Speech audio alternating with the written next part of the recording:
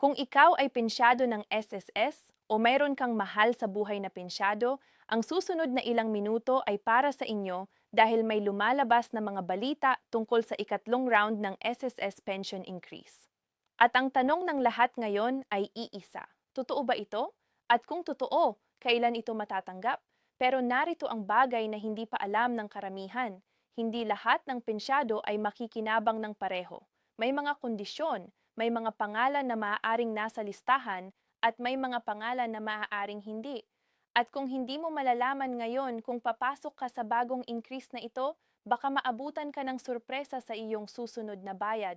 O mas malala, baka wala kang sorpresa dahil hindi ka pala kasali. Kaya nandito tayo para alamin ang totoo.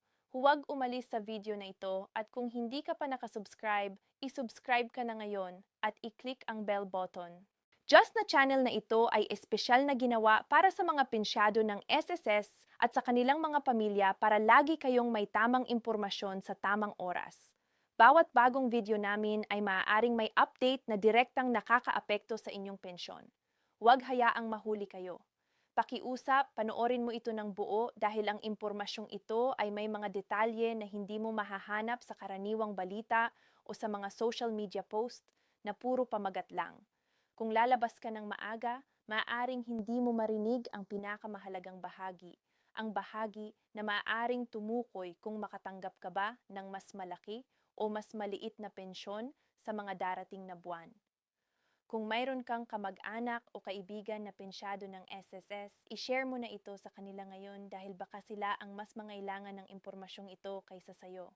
Para sa mga bagong manonood, maligayang pagdating sa channel na ito. Kami ay nakatuon sa pagbibigay ng totoong updated at madaling maintindihang impormasyon tungkol sa SSS, ang mga benepisyo, ang mga bagong patakaran, ang mga programa, at ang mga pagbabagong nakakaapekto sa mga pensyon at miyembro sa buong bansa.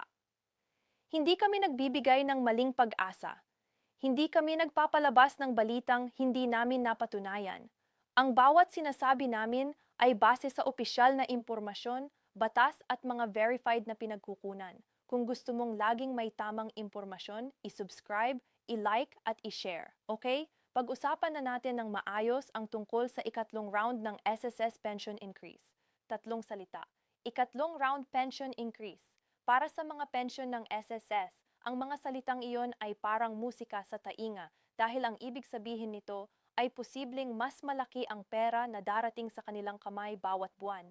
Pero ang tanong ay hindi lang totoo ba ito? Ang tunay na tanong ay magkano ang dagdag, sino ang makikinabang, kailan ito magsisimula at mapapaba ang bayad. Lahat ng ito ay sasagutin natin ngayon ng isa-isa na walang haka-haka. Simulan na natin.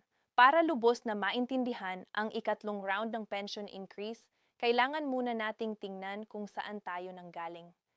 Kailangan nating maunawaan ang kasaysayan. Ang SS pension increase ay hindi bago.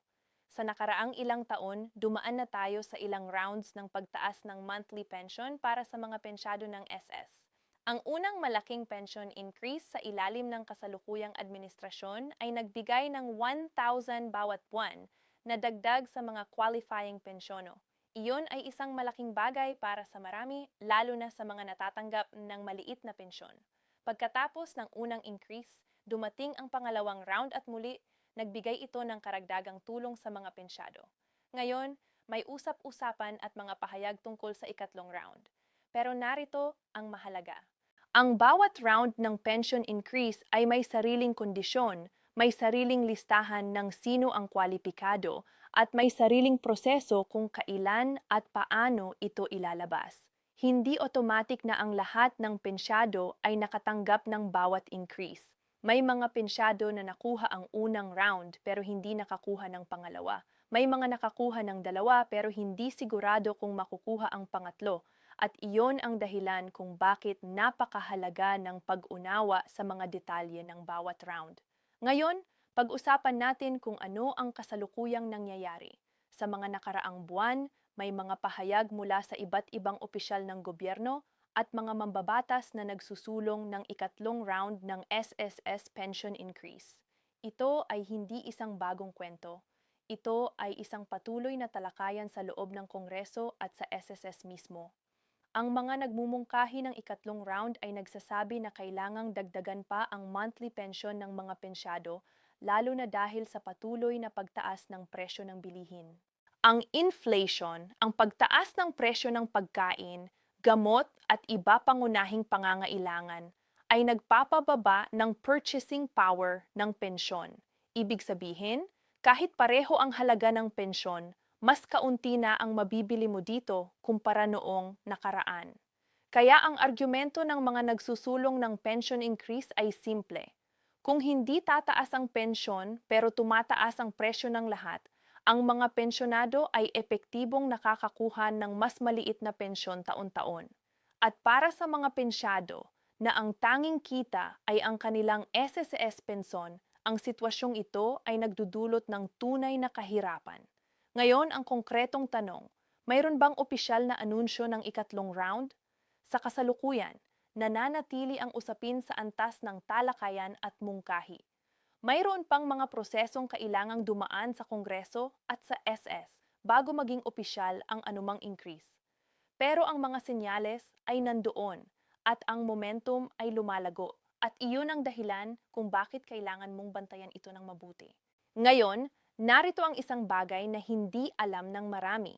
Isang bagay na maaaring maging susi sa ikatlong round ng pension increase. Ang SSS Charter o ang batas na nagtatakda ng estruktura at mga patakaran ng SSS ay nagbibigay ng limitasyon sa kung magkano at kung kailan maaaring taasan ang pensyon. Kaya bago mangyari ang anumang pension increase, kailangan muna itong dumaan sa tamang proseso ng batas. Ngayon, mayroon mga mambabatas na nagtatrabaho para baguhin o palawigin ang ilang probisyon ng SSS Charter para mas madaling maisagawa ang mga susunod na pension increase. Kasama dito ang mga talakayan tungkol sa pag-index ng pension sa inflation. Ibig sabihin, ang pensyon ay automatikong tataas base sa inflation rate bawat taon. Kung magiging batas ito, hindi na kailangan ng hiwalay na batas para sa bawat round ng pension increase. Ito ay magiging otomatiko. Para sa mga pensyado, ito ay isang malaking pagbabago dahil hindi na sila umaasa sa bawat administrasyon o sa bawat kongreso para makakuha ng pagtaas. Ang pensyon nila ay natural na lalago kasabay ng presyo ng bilihin, pero at ito ang pero na kailangan mong malaman. Ang prosesong ito ay hindi pa tapos, hindi pa ito batas, at hanggang hindi pa ito opisyal, wala pa tayong garantiya. Kaya habang inaabangan natin ang opisyal na kailangan nating maging handa at kailangan nating malaman kung sino ang posibleng makikinabang kapag dumating ang ikatlong round. Ito ang tanong na nasa isip ng bawat pensyonado ngayon. Kasali ba ako? Base sa nakaraang mga round ng pension increase at sa kasalukuyang mga talakayan, narito ang mga grupo na posibleng maaapektuhan ng ikatlong round. Grupo numero 1, ang mga kasalukuyang pensyado ng SSS. Ito ang pinakamalaking grupo, ang mga taong kasalukuyang tumatanggap ng monthly SSS pension kahit sa anong halaga ay ang pangunahing target ng pension increase. At batay sa nakaraang rounds, ang increase ay karaniwang flat amount. Ibig sabihin, parehong dagdag para sa lahat kahit malaki o maliit ang current pension. Grupo numero 2, ang mga bagong retirado. Ang mga miyembro na magre-retire sa lalong madaling panahon at magsisimulang makatanggap ng pensyon ay maaari ding makinabang sa bagong increase kung ito ay nasa epekto na sa oras ng kanilang retirement. Grupo numero 3, ang mga survivor pensioners. Ang mga asawa, anak o ibang benepisyaro ng isang namatay na miyembro na kasalukuyang tumatanggap ng survivor's pension ay maaari ring kasama sa pension increase depende sa mga tiyak na kondisyon ng programa. Grupo numero 4, ang mga disability pensioners. Ang mga miyembro na tumatanggap ng disability pension dahil sa permanent total o partial disability ay maaari ring kasali depende sa kung paano idinisenyo ang ikatlong round. Pero narito ang mahalagang paalala. Ang eksaktong kondisyon ng ikatlong round ay hindi pa opisyal. Maaaring magbago ang mga detalye bago maging batas ito. Kaya habang naghihintay tayo ng opisyal na huwag mag-assume. Ang pinakamatalinong gagawin ay bantayan ang opisyal na komunikasyon ng SSS. At iyon ang tutulong sa inyo at iyon ang layunin ng channel na ito. Ito ang tanong na gustong marinig ng lahat. Magkano? Dahil hindi pa opisyal ang ikatlong round, walang confirmed na numero. Pero base sa nakaraang rounds at sa mga talakayan sa Kongreso, maaari tayong gumawa ng matinong pagtatantya. Sa nakaraang rounds, ang pension increase ay nasa pagitan ng 1,000 hanggang 2,000 bawat buwan at maraming mambabatas ang nagmumungkahi ng mas malaking increase para sa ikatlong round, lalo na dahil sa inflation. May ilang nagmumungkahi ng 2,000 bawat buwan na dagdag. May iba namang nagmumungkahi ng mas kaunti. Ang eksaktong halaga ay depende sa kung ano ang mapagkasunduan sa Kongreso at kung ano ang maaaring sustentahin ng SSS Fund. Narito ang mahalaga, ang SSS Fund ay may limitasyon at ang SSS ay palaging dapat tiyakin na ang fund ay sapat para sa mga obligasyon nila ngayon at sa hinaharap. Kaya kahit gustong taasan ng mga mambabatas ang pensyon ng malaki, kailangan din nilang tiyaking hindi mauubos ang SSS Fund. Para sa mga pensyono, kahit 1,000 bawat buwan na dagdag ay malaking tulong na. Isipin mo, 1,000 bawat buwan ay 12,000 sa isang taon. Para sa isang pensyado na kumikita ng 3,000 hanggang 5,000 bawat buwan, iyon ay malaking bahagi ng kanilang kita. At kung magiging 2,000 ang dagdag, iyon ay 24,000 sa isang taon. Isang malaking pagbabago sa buhay ng isang pensyonado. Kaya kahit hindi pa natin alam ang eksaktong halaga, ang direksyon ay malinaw. And it's party mga pension sandang balita. Ngayon, gusto kong huminto, sandali at pag-usapan ng isang bagay na hindi palagi naming sinasabi ng tapat. Ang kasalukuyang SSS pension para sa maraming pensyado ay hindi sapat para mabuhay ng maayos sa Pilipinas ngayon. Isipin mo ito, ang minimum monthly pension ng SSS ay 1,200 para sa mga may 10 taon ng kontribusyon at 2,400 para sa mga may 20 taon.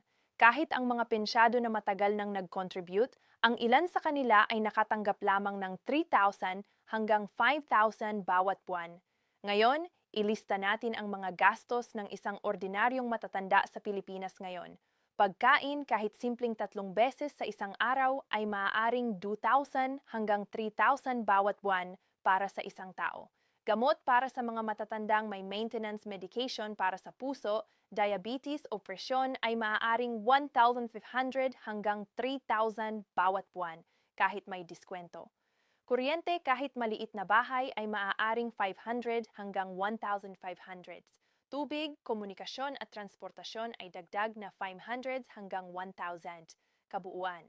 Ang isang matandang namumuhay ng simple ay maaaring gumagastos ng 5,000 hanggang 8,000 bawat buwan o higit pa. At kung ang pensyon ay 3,000 lang, ang agwat ay malaki. Kaya ang pagdepende ng mga pensyado sa tulong ng kanilang mga anak o kamag-anak ay hindi dahil gusto nila. Ito ay dahil kailangan nila dahil hindi sapat ang kanilang pensyon para sa kanilang mga pangangailangan. At ito ang tunay na dahilan kung bakit ang bawat piso ng pensyon increase ay mahalaga. Hindi ito basta numero. Ito ay pagkain, gamot at dignidad. Ngayon, pag-usapan natin ang isa pang tanong na nasa isip ng marami. Mapapaba ang bayad ng ikatlong pension increase? Ito ay isang napaka-practical na tanong. Dahil sa nakaraang rounds ng pension increase, may mga pagkakataon na naantala ang pagpapalabas ng dagdag na bayad. Bakit nangyayari ang ganitong delays? Una, ang proseso ng batas. Bago maging epekto ang pension increase, kailangan muna itong maaprubahan ng Kongreso, pirmahan ng Pangulo at ipatupad ng SSS. At ang bawat hakbang na ito ay may kasamang proseso at timeline. Pangalawa, ang administrative setup. Kapag naaprubahan na ang increase, kailangan pa rin ng SSS na i-update ang kanilang sistema para makompute at mailabas ang bagong halaga ng pensyon sa tamang schedule. Pangatlo, ang dami ng pensyado. Mayroon ng higit sa 1 milyong pensyado ang SSS. Ang pag-update ng bawat account ay kailangan ng oras. Kaya ang katotohanan ay ito. Kahit maaprubahan ang ikatlong round ngayon, maaaring may ilang buwan pa bago ito aktwal na mapunta sa mga kamay ng mga pensyonado. Pero narito ang magandang balita. Sa nakaraang rounds, mayroon ding retroactive na bayad. Ibig sabihin, kung may delay sa pagpapalabas ng increase, ang SSS ay nagbibigay ng areas o back pay para sa mga buwan na dapat ay may increase na pero hindi pa natanggap. Kaya kahit maantala hindi nawawala ang pera, ito ay darating karaniwang bilang isang mas malaking bayad sa susunod na disbursement. at iyon ay isang magandang bagay na dapat malaman ng bawat pensyonado. Ngayon, pag-usapan natin ang isang bagay na hindi masyadong pinag-uusapan sa social media pero napaka-importanting maunawaan ang sustainability ng SSS Fund. Ang SSS ay isang insurance system. Ibig sabihin, ang pera na ginagamit para bayaran ang mga pensyon ay nagmumula sa contributions ng mga kasalukuyang nagtatrabaho na miyembro. At ang SSS Fund ay dapat laging may sapat na reserves para matugunan ang lahat ng kanilang obligasyon ngayon at sa hinaharap. Ngayon, ang problema ay ito, habang lumalaki ang bilang ng mga pensyonado at habang mas matagal na nabubuhay ang mga tao, mas malaki ang obligasyon ng SSS. At kung ang contribution rate ay hindi lumalaki ng sapat para matugunan ang paglaking ito, maaaring maubusan ang SSS funds sa hinaharap. Ito ay hindi isang haka-haka. Irutol ang mathematical na katotohanan na kinikilala ng SS mismo. Kaya sa bawat talakayan tungkol sa pension increase, laging may kasamang tanong. Kaya ba ng SS Fund, hindi ba ito makakasama sa sistema sa hinaharap? Ang magkatag-suporta ng pension increase ay nagsasabi na kaya ng SSS Fund at ang increases ay mayroon pang puwang. Ang mga nag-aalala naman ay nagsasabi na kailangan ng mas maingat na pamamahalaan ng fund para tiyaking ang mga kabataang nagtatrabaho ngayon ay makakatanggap din ng pensyon sa kanilang pagtanda. Iyon ay isang lehitimong debate at mahalaga na bilang pensyonado o bilang isang Pilipinong miyembro ng SSS ay maintindihan mo ang dalawang panig. Pero para sa mga kasalukuyang pensyado, ang mas agarang katotohanan ay ito. Nagbayad kayo ng contribution sa loob ng maraming taon at ang SSS ay may obligasyon na tiyaking ang inyong pensyon ay sapat para sa inyong pangangailangan. Ngayon, pag-usapan natin ang tungkol sa proseso ng pagpasa ng pension increase. Ang pension increase para sa mga SSS pensyonado ay nangangailangan ng batas. Hindi ito isang bagay na maaaring gawin ng SSS o ng Pangulo ng walang Kongreso. Kailangan itong dumaan sa Senado at sa Kamara ng mga Kinatawan, maaprubahan at pagkatapos ay pirmahan ng Pangulo. Sa kasalukuyan, mayroon mga mambabatas na aktibong nagtatrabaho para sa ikatlong round. Mayroon ng mga filed na bill sa Kongreso na nagmumungkahi ng pension increase at ang mga ito ay kasalukuyang nasa proseso ng deliberasyon at committee hearings. Ang proseso ng pagpasa ng batas sa Pilipinas ay hindi mabilis. Maaaring tumagal ito ng maraming buwan o kahit higit sa isang taon bago maging batas. Kaya ang mahalagang bagay na dapat malaman ng mga pensyado ay ito. Ang proseso ay nangyayari. Nagtatrabaho ang mga tao para dito, pero hindi ito isang bagay na magagawa ng basta-basta. Ang pinakamabuting magagawa ng mga pensyon at ng kanilang mga pamilya ay ang manatiling informed, malaman kung sino ang nagtatrabaho para sa kanilang interes sa Kongreso at ipahayag ang kanilang boto sa mga halalan para sa mga taong sineseryoso ang kanilang kapakanan. Dahil sa katapusan ng araw, ang mga patakaran ng gobyerno ay sinasalamin ang mga prioridad ng mga taong pinagboto ng tao. Gusto kong sabihin ang isang bagay na madalas nakalilimutan sa talakayan tungkol sa pension increase. Ang benepisyo ng SSS pension ay hindi lang para sa mga pensyado. Ito ay para din sa kanilang mga pamilya. Isipin mo ito.